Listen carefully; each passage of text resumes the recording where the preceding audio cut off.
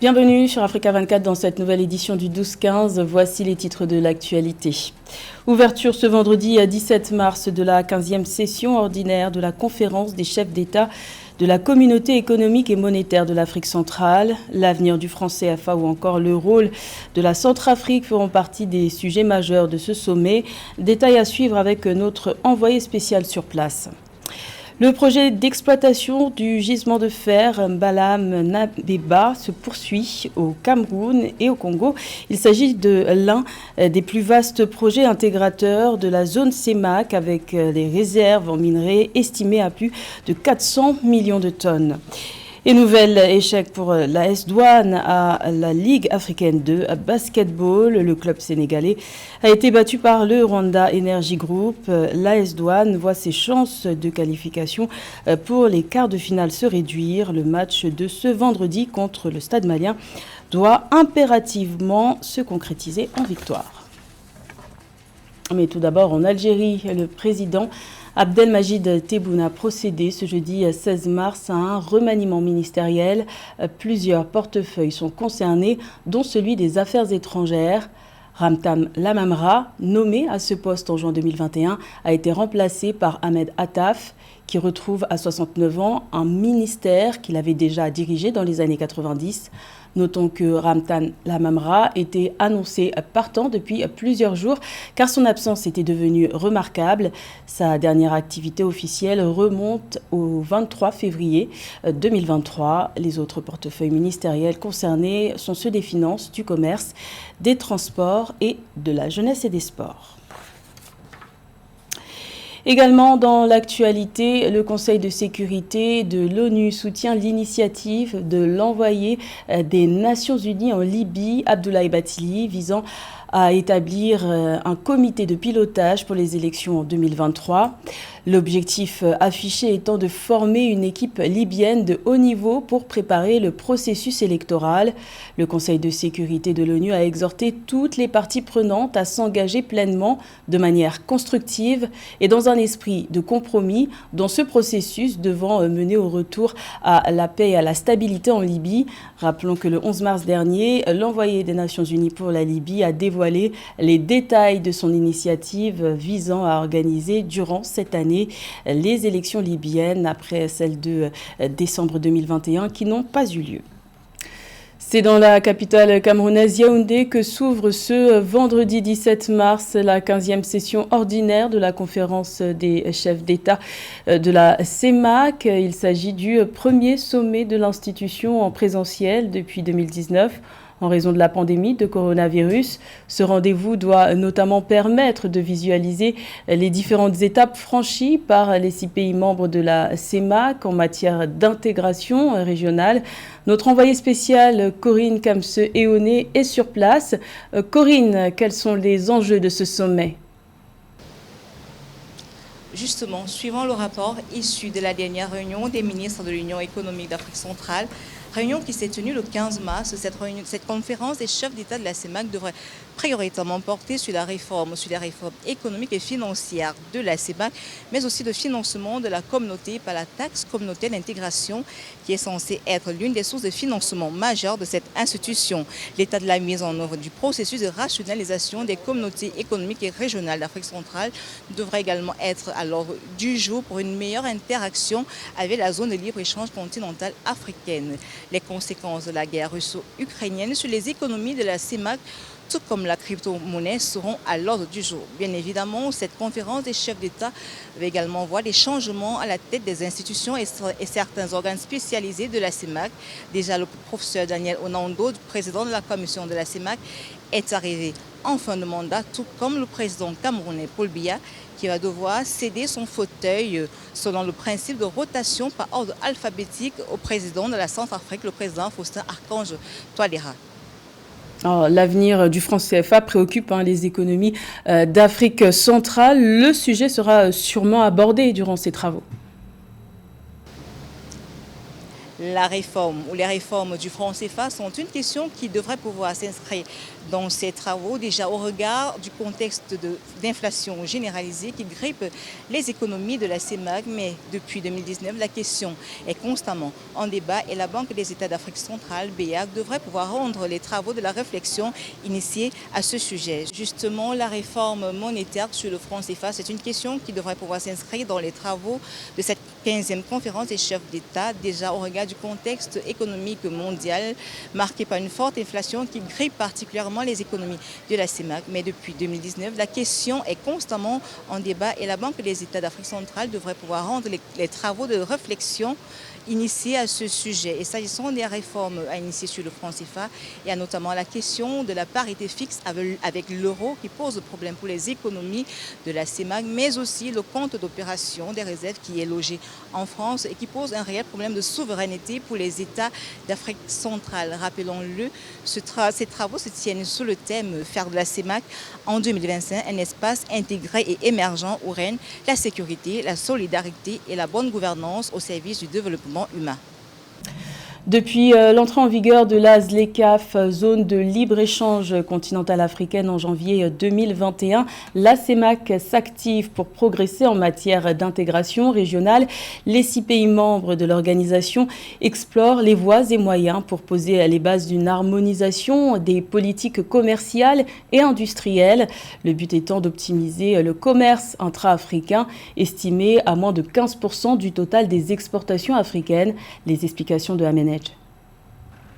Dans sa quête d'élaboration d'une politique commerciale unifiée, la communauté économique et monétaire de l'Afrique centrale, CEMAC, continue d'établir une stratégie commune pour conquérir le vaste marché de la ZLECAf, la zone de libre-échange continentale africaine d'environ 1,2 milliard de consommateurs. La visite du secrétaire général de la ZLECAf à la zone d'investissement spéciale de Nkok au Gabon le 6 mars traduit cette dynamique et fait suite à l'adoption du règlement ministériel sur les zones économiques spéciales lors du dernier sommet des chefs d'État de gouvernement de l'Union africaine.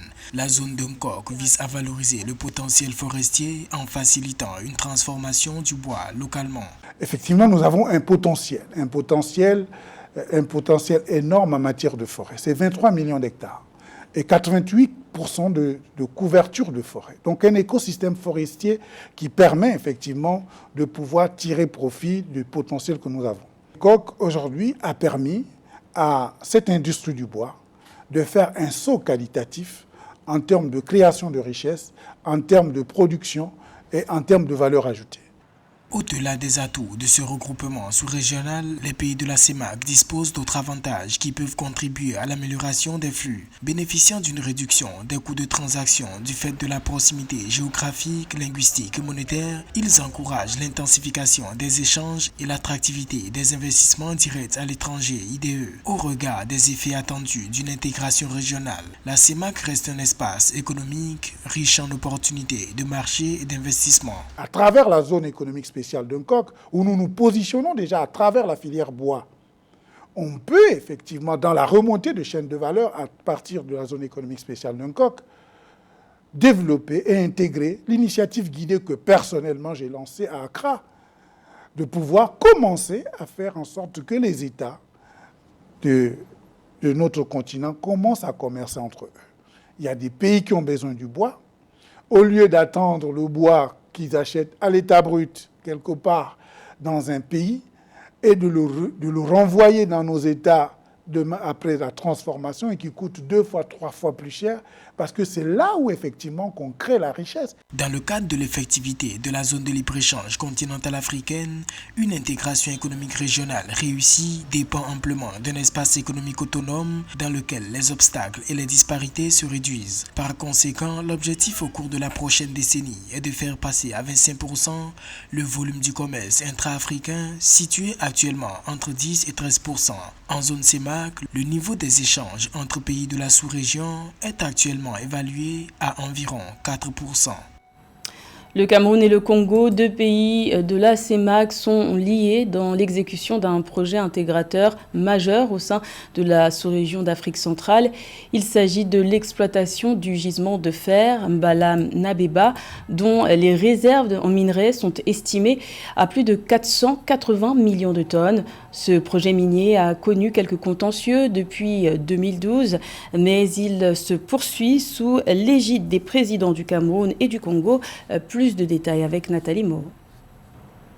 Entre le Cameroun et la République du Congo, le fer soude les liens d'intégration. Les deux pays de la communauté économique et monétaire de l'Afrique centrale exploitent conjointement le gisement de fer de Mbalam-Nabeba, situé à leur frontière commune. Ce projet structurant de l'objectif global émergence Cameroun 2035 porte sur la production annuelle de 35 millions de tonnes de fer sur 12 ans, avec la création de 11 000 emplois directs et indirects. Le projet avance. Nous avons fini toute la partie administrative des accords.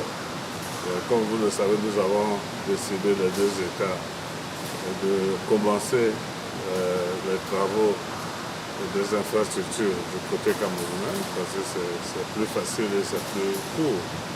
Ensuite, nous allons attaquer le développement de la mine et les travaux sont pratiquement en cours. L'exploitation du gisement de fer de Mbalam-Nabeba conduit à la construction d'une panoplie d'infrastructures économiques. Autour de ce plan, le Congo et le Cameroun sont reliés par 312 km de route sur le corridor Yaoundé-Brazzaville depuis 2020. Le 2 mars 2023, les deux pays ont signé un accord pour le lancement d'un projet de construction de 510 km de chemin de fer entre la ville portuaire de Kribi au sud du Cameroun et le district de Soanké au nord du Congo pour une valeur de 5 400 milliards de francs CFA. Le Congo est en train de chercher une voie économiquement viable pour évacuer les produits miniers. Kribi et donc le Cameroun aura une clientèle et donc du flux aussi bien en matière qu'en argent sur son port qu'il désire absolument rentabiliser. Il est donc dans l'intérêt des deux parties de pouvoir avoir cette voie de communication et cette activité économique qui profite aux deux parties. Les réserves estimées du gisement de Mbalam-Nabeba sont chiffrées à plus de 480 millions de tonnes de minerais. Les caractéristiques du fer de Mbalam-Nabeba en font un produit de qualité supérieure de référence mondiale en la matière, selon des experts. Ce projet minier, lancé en 2012, a connu de nombreux soubresauts auxquels les deux États ont toujours apporté des solutions diplomatiques, pilotées par les présidents Paul Biya du Cameroun et Denis Sassou Nguesso du Congo. À la page sport, nouvelle déception pour l'AS Douane en conférence Sahara de la saison 3 de la Ligue africaine de basketball. Le club sénégalais s'est incliné 69-55 face au Rwanda Energy Group. Les choses se corsent pour l'AS Douane qui voit ses chances pour se qualifier pour les quarts de finale se réduire. Le point avec Joël Ballot. Hôte de la conférence Sahara pour la saison 3 de la Ligue africaine de basketball, l'AS Douane du Sénégal a lourdement chuté 69-55 face à une formation rwandaise ultra dominatrice et plus engagée dans les duels. Tout au long de la rencontre, les Rwandais n'ont laissé aucune chance aux Sénégalais d'imposer leur jeu. Une nouvelle contre-performance de l'AS Douane, obligée désormais de gagner ses 3 derniers matchs pour aller chercher sa qualification en quart de finale. Certes, ils ont bien rentré dans le match, mais on ne scorait pas. En basket, il faut être bon des deux côtés du terrain. Ça veut dire en attaque et en défense. Je pense que c'est une défaite très très difficile contre une très bonne équipe rwandaise. Cette équipe a mis les shoots que nous avons ratés. Dans l'autre rencontre de la journée, après leur défaite 64-48 contre Rwanda Energy Group, les Kwara Falcons, pour le compte de la deuxième journée, se sont inclinés 85-75 face à l'US Monastir. Pour le moment, c'est un sans faute pour l'US Monastir après une belle entrée en matière et une victoire 78-68 contre le Stade malien. Cette équipe, je viens de les rejoindre il y a peut-être 5 jours avant juste qu'on arrive ici. Donc là, on essaie de se retrouver avec des automatismes. Donc comme vous le voyez, on n'a pas vraiment beaucoup d'expatriés comme les autres équipes. Donc à la fin du troisième, le coach il m'a demandé juste de prendre les rênes. Et j'ai pris mes responsabilités. Et, alhamdoulilah, Dieu a fait que j'ai mis tous les tirs. Après leur défaite, les espoirs de qualification des Kwara Falcons et l'AS Douanes s'amenuisent. Les deux équipes ont quelques heures pour revoir leur tactique. Dans les prochains jours, le pays hôte, représenté par AS Douanes, aura une chance de gravir quelques points face au stade malien le 17 mars et le 18 mars face aux Kwara Falcons. Le Maroc se joint à la candidature commune de l'Espagne et du Portugal pour organiser la Coupe du Monde 2030 de football. L'annonce a été faite le 14 mars par le roi Mohamed VI à l'occasion de la remise du prix de l'excellence 2022 de la CAF à Kigali au Rwanda. Le royaume espère devenir le second pays du continent, après l'Afrique du Sud en 2010, à accueillir cet événement sportif majeur. Le point avec notre correspondant au Rwanda, Fratenda Kaisenga. Le Maroc, demi-finaliste de la dernière Coupe du Monde, a fait une annonce sans précédent dans l'histoire du football le 14 mars à Kigali, proposant à l'Afrique et l'Europe d'organiser conjointement la Coupe du Monde de football en 2030 à l'occasion du centenaire de la compétition. Depuis 2010 en Afrique du Sud, le continent n'avait plus organisé une compétition d'une telle envergure. L'annonce de la candidature marocaine, qui sera présentée conjointement avec le Portugal et l'Espagne, a été faite à l'occasion de la remise à Kigali au roi du Maroc Mohamed VI et au président rwandais Paul Kagame du prix d'excellence 2022 du président de la Confédération africaine de football.